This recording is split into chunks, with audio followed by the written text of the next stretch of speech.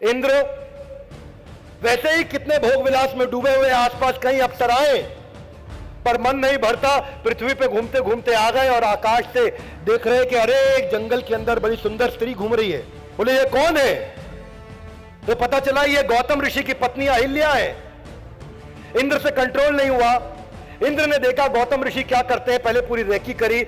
पता चला गौतम ऋषि रोज सवेरे, इतने बड़े तपस्वी है, सुबह भोर से पहले उठ करके अपने नित्य कर्म करने के लिए नदी के पास जाते हैं। नया आवरण बनाया इंद्र ने और आवरण बना के खुद को गौतम ऋषि बना लिया।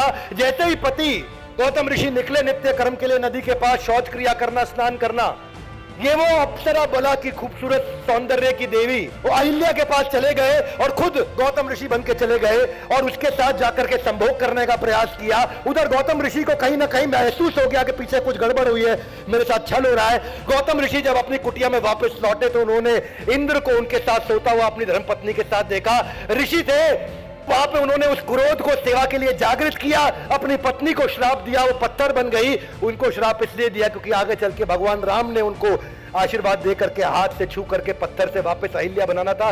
लेकिन जब इंद्र उन्होंने श्राप दिया तो उनको बोला तुम्हारे शरीर पे हजारों स्त्री की योनियां बन जाएंगी, जो जिसकी तुम भोग विलास की इच्छा करते हो, तो मैं इतनी योनियां देता हूं। पूरे शरीर पे योनियां बन गई उनके। उन्होंने माफी मांगी, जब बहुत क्षमा मांगी तो उनको आंखों में परिवर्तित कर दिया। इंद्र के शरीर पे हजारों आंखें।